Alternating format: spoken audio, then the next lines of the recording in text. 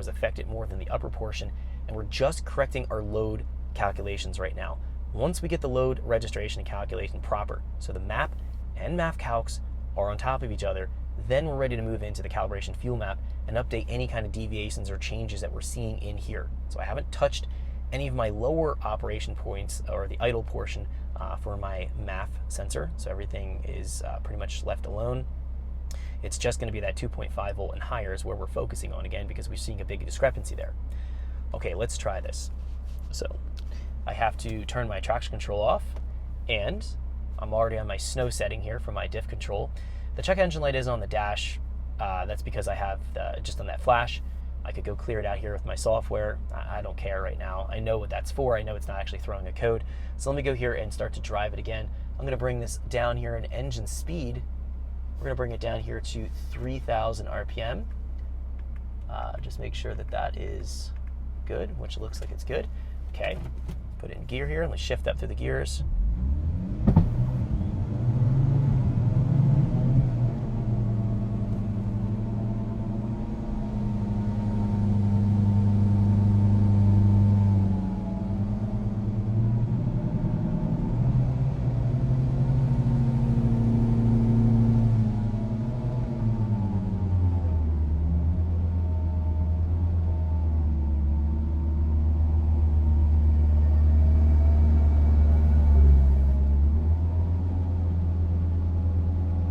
That should be good.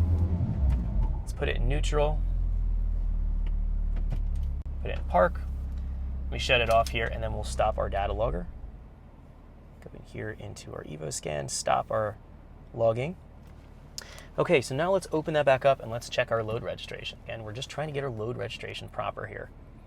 So going into our Megalog viewer, I'm going to go here to File, go to Open, and open up now our next data log. So that's going to be our latest right here, this timestamp. And we're going to be opening that up. And let's go here and do the same thing. So we're going to be plotting here L for load. And we're going to go in here. Let's do M for MAF calcs. We'll do M for map calcs. Bring that same information up here on the screen. We'll do C for chosen calc. Up here, we're going to be doing B for boost. And let's just compare this now. And we also have our,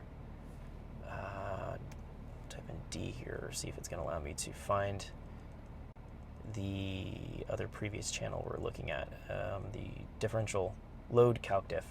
That's that math channel that we created. It's just a mathematical percentage difference. It's showing us what we can find here, calculated fields. We've got a custom fields. We've created this in the training course, and I talked about that. Load calc diff, that's going to be looking at our map calcs minus our MAF calcs, divided by our MAF calcs, multiplied by 100, turns it into a percentage. That shows us how far we need to scale either map or MAF calcs by. So that's just that formula. All right, so let's take a look here now. As we get into our boost, we're seeing that's about 10 pounds of boost. We're going to find here that it's showing that it's taking out 13%.